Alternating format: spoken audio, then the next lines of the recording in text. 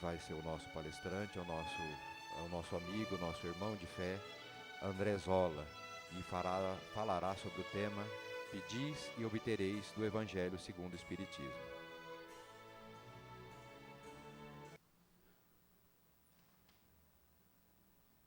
Boa noite a todos.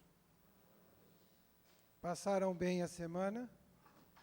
Estão animados? Eu falo animados, o pessoal olha para mim. Porque costuma-se dizer que nós conseguimos disfarçar vários músculos da face, mas não conseguimos disfarçar o que está na alma que se projeta pelos olhos. A forma pela qual enxergamos o mundo, os códigos que observamos, a maneira pela qual identificamos o que é belo ou o que é feio, é feito através da janela da alma, que é os nossos olhos. No entanto, quando falamos da alma, a nossa janela ela tem um valor adicional.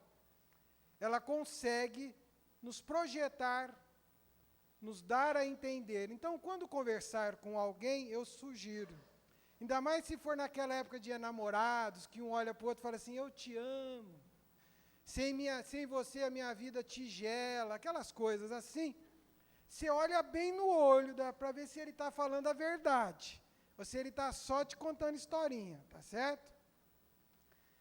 Mas nós temos uma proposta hoje, nós temos um convidado especial que vai chegar daqui a pouco. E antes de falar do nosso convidado, nós precisamos nos preparar para recebê-lo. Porque quando você recebe um convidado na sua casa, o que você faz? Geralmente você arruma a casa, né? Coloca tudo no lugar, ajeita, que eu vou receber visita, né? Se você vai receber para o jantar, então, você prepara uma comida complementar, faz algo, que nós vamos receber uma visita.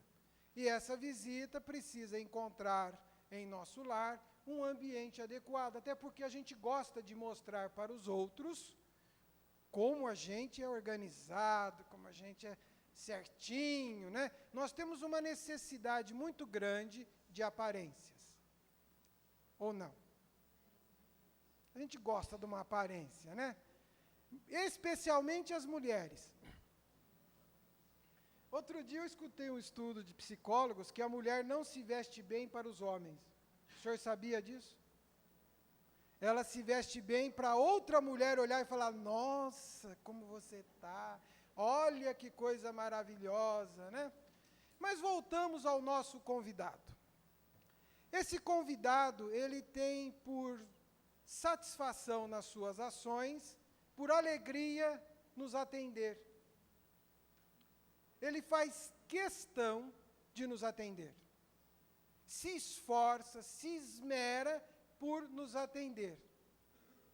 Tanto faz isto, que todas as vezes que ele nos atende, a gente não consegue perceber que foi atendido. Olha que coisa interessante. Ele nos atende e todas as vezes nós não conseguimos perceber. Esse convidado, nós deveríamos, ou quase sempre tentamos, colocá-lo perto de nós. O mais perto que a gente possa colocar, nós vamos buscando o convidado, trazendo ele pertinho de nós, para que ele fique ali, do nosso lado, nos dando a alegria da sua presença. Quem será esse convidado que vai chegar daqui a pouco?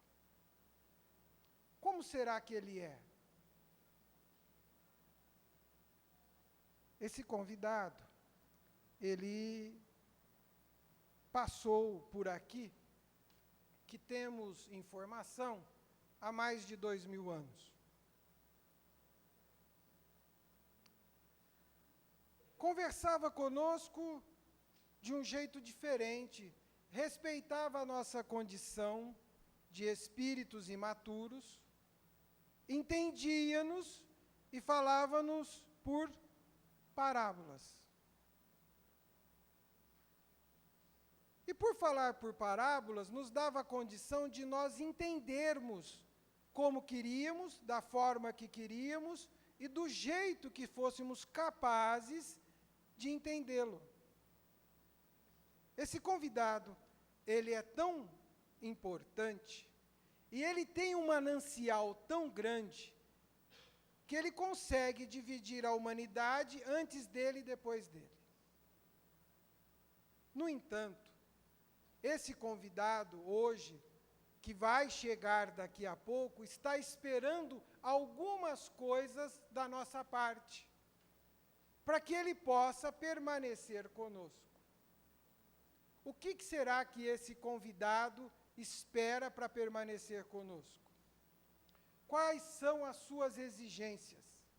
Interessantemente, ele não faz exigências, mas diz o seguinte: quem quiseres me seguir, abra a mão de tudo que tens. E nós nos apegamos ao verbo e achamos que é dispor de todos os recursos financeiros que nós possuímos. Quando, na verdade, abrir mão daquilo que tens, é abrir mão de algumas coisas que nos marcam o caminho e a existência. Questão 1. O orgulho. Nós somos orgulhosos. Tanto somos orgulhosos que tudo que é nosso é mais bonito que o dos outros. Ou não? Tudo que nos pertence é mais bonito do que aquilo que os outros, porventura, possam possuir. Mas esse mais bonito não é material. Esse mais bonito não é algo que eu posso comprar, carregar e levar embora. Não é algo que, mesmo que eu trabalhe e ganhe na Mega Sena, eu vou conseguir comprar. E por mais que eu decore o meu ambiente externo, ele não vai ser totalmente capaz de me oferecer esta aquisição. Porque este convidado especial, ele abre mão de algumas coisas que nós podemos comprar materialmente, porque isso não vai com a gente.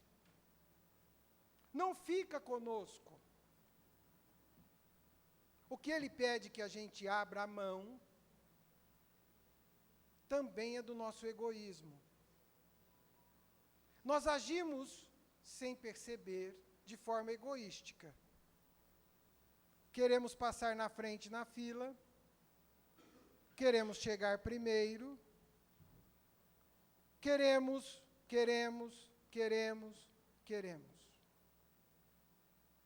E um detalhe, tudo isto que a gente avidamente quer, que a gente avidamente busca, tem a grande capacidade de não nos deixar felizes.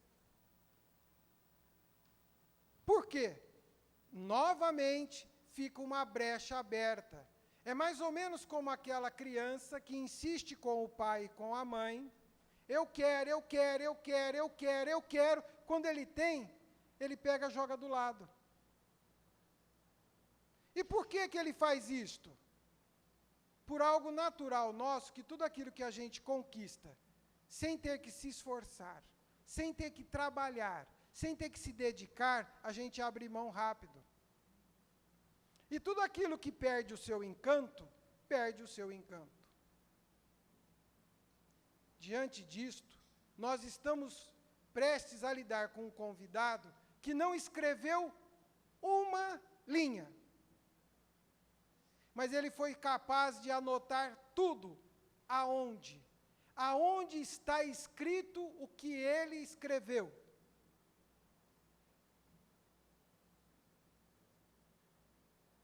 Deveria estar escrito nos nossos corações.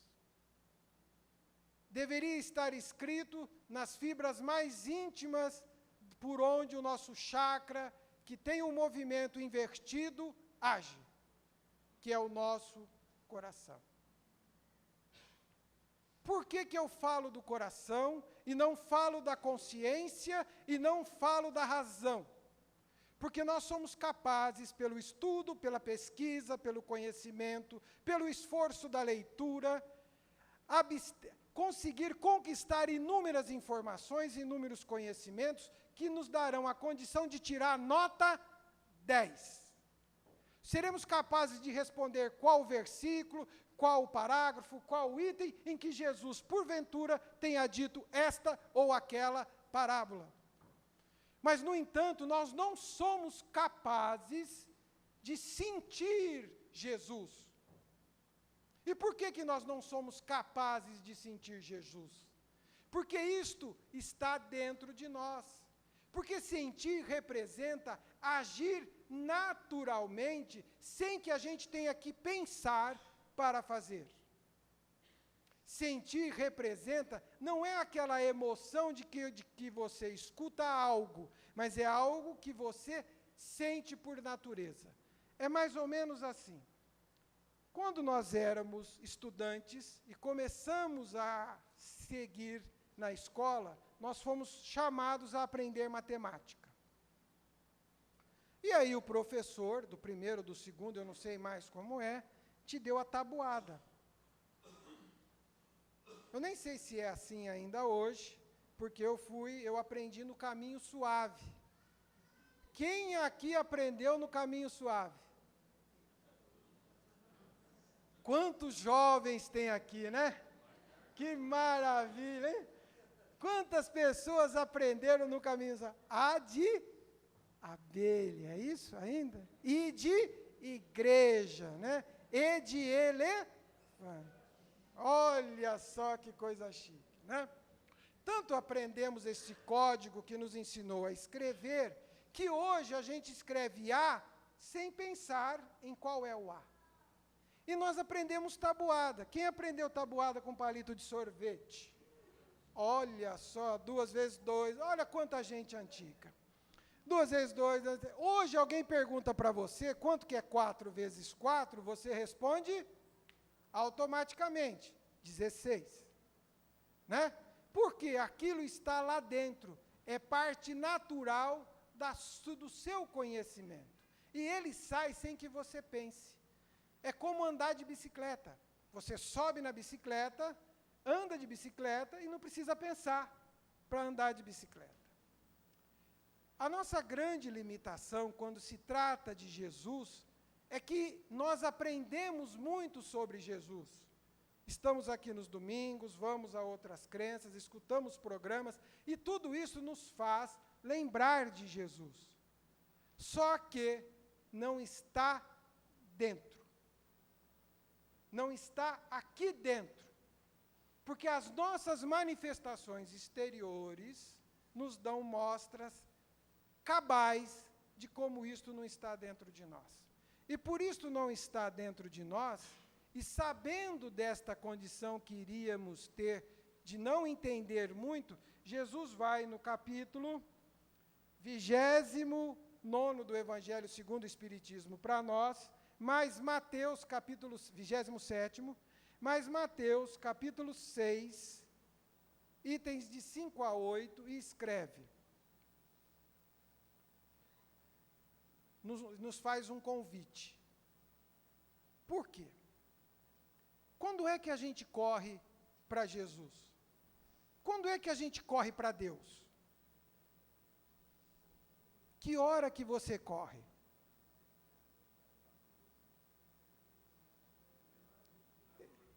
Se eu fosse fazer uma enquete aqui, e fosse perguntar dos problemas de cada um, eu vou ter pessoas que perderam entes queridos, mães preocupadas com os filhos, pessoas que atravessam crises de relacionamento, pessoas que buscam o seu trabalho, pessoas com doenças importantes, pessoas com doenças crônicas, e assim nós iríamos identificando gradativamente os problemas de cada um. Para alguns, nós conseguimos contornar. Você busca um emprego, você vai conseguir. Você tem uma necessidade de pagar as contas, você vai trabalhar e vai pagar. Só que se você precisa da compreensão, do entendimento e do perdão de alguém, já não está mais na sua mão, está na mão de alguém. O que está na sua mão é a condição de perdoar alguém, mas não está na sua condição de ser perdoado. Então, se nós fôssemos aqui elencar o problema de cada um, e aí o seu problema é importante, a sua dor é importante, a sua dificuldade é importante, o meu problema é importante. Sabe por quê? Quem está vivendo ele?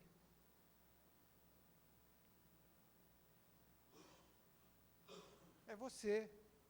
Não é o outro que está vivendo o seu problema. E aí o convidado chega, senta perto de você, pede licença, senta do seu lado e fala assim: pedi e obtereis. E vamos imaginar que todos nós agora e estamos sendo ouvidos por Jesus, temos a condição de fazer um pedido. O que você vai pedir? E olha que Jesus não é o Aladim, o gênio da lâmpada, hein? Você pode fazer um, outro, e não precisa esfregar a lâmpada. É que nós chegamos aqui, entramos, sentamos, viemos todos acompanhados dos nossos espíritos, alguns não tão amigos, outros amigos, viemos acompanhados de espíritos bondosos, outros não tão bondosos, e estamos numa assembleia grande agora, que transcende este salão, e estamos conversando. Para pedir para Jesus, o que nós vamos pedir? Qual é o seu pedido? Qual é a sua rogativa? O que você quer? E pensando nisto, eu fui buscar num livro de Francisco Cândido Xavier, da série do Emmanuel, Caminho, Verdade e Vida, e lá existe uma lição no capítulo 65, que diz assim, a lição se chama Pedir. E ele escreve em Mateus capítulo 20, versículo 22. Jesus, porém, respondendo, diz, não sabeis o que pedes. Não sabeis o que pedes.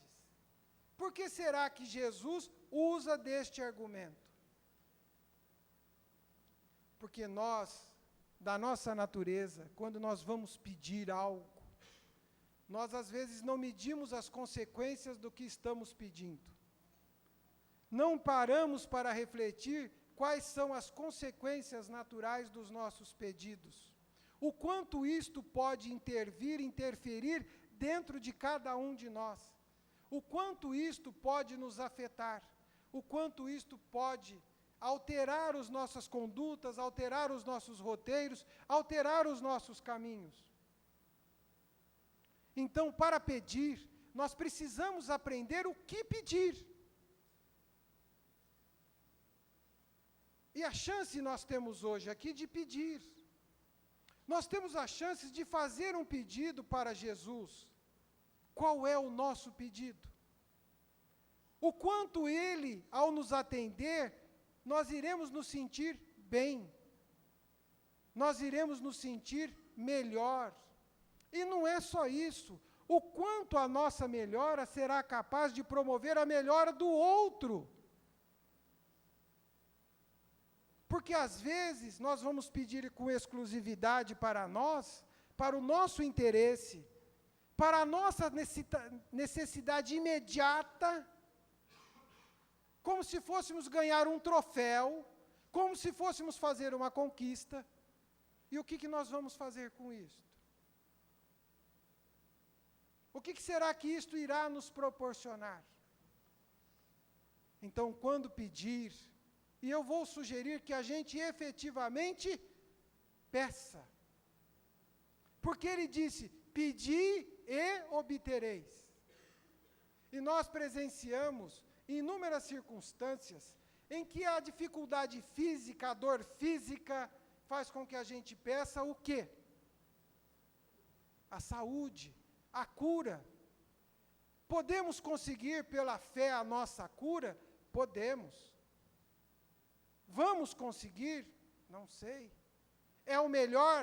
É o ideal?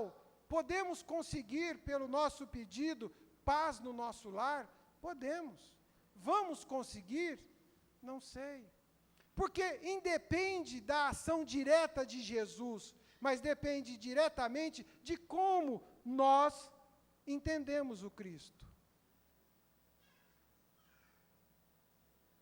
Então, quando ele fala, abre mão do que tens, é abrir mão do que tens em termos de orgulho, em termos de egoísmo, em termos daquilo que te deixa cada vez mais preso e não te liberta. Daquele pensamento que não sai da sua cabeça, que não se afasta de você e não te faz bem, do ódio que às vezes nutre, da impaciência, da intolerância. Voltaire escreve um tratado sobre tolerância, como nós somos intolerantes, como nós somos impacientes, como nós somos imediatistas, e esquecemos a nossa condição de espíritos. Por que a nossa condição de espírito? Porque o que acontece? Nós estamos aqui hoje, amanhã podemos não estar. Mas não que representa dizer que deixaremos de ser. Nós temos uma propriedade valiosa que é o corpo. É um empréstimo. Frágil. O nosso corpo é frágil. As nossas conquistas são frágeis. Jesus, atendendo a Simão Pedro, num artigo do livro Pontos e Contos, de Irmão X, chama a Pedro a atenção que Pedro se sente cansado por trabalhar em prol dos outros, em oferecer o melhor para os outros, e se sente não reconhecido, desrespeitado, se sente intimidado, se sente ofendido, e ele estava perdendo o ânimo. E Jesus chama Simão Pedro a atenção de que o que ele estava fornecendo era aquilo, os materiais que alguém doou. Este para este para aquele. E nós, em determinadas circunstâncias, somos verdadeiras pessoas que transportamos o bem daqui para lá. Mas existe um bem que você não transporta, que ele é teu, que é tua propriedade, e que está deste evangelho dentro de você, dentro da tua alma, dentro da janela dos teus olhos. É incrível que quando o tempo vai passando por nós vamos observando como as coisas vão perdendo importância. Às vezes nós nos vemos hoje, pessoas se desgastando ao extremo por conquistas e por isso, e o tempo vai consumindo, consumindo, consumindo, consumindo, consumindo, consumindo.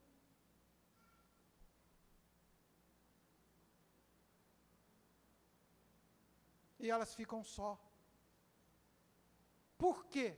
Porque não compartilharam, porque não se fraternizaram, porque não pediram corretamente para o bem geral, para o bem de todos. Nós ainda queremos remédios milagrosos, remédios capazes de tomarmos de manhã e de noite estarmos com os nossos problemas resolvidos. Não existe, não há. Porque é da nossa natureza essas limitações. Atualmente, nós temos passado por inúmeros desafios. O mundo está mais rápido, e eu conversava com um amigo ontem, e ele me dizia assim: André, quantas pessoas com problemas, como está se alastrando a doença, como tem gente, tem problemas em cada um acontecendo pertinho da gente, Você ouvia falar, às vezes, de algo distante, mas aquilo está tão perto. O que será que está acontecendo? O que é que estamos passando? Eu diria que nós estamos passando por um processo de transformação, por um processo de renovação, por um processo de evolução. E se faz necessário que a gente ore mais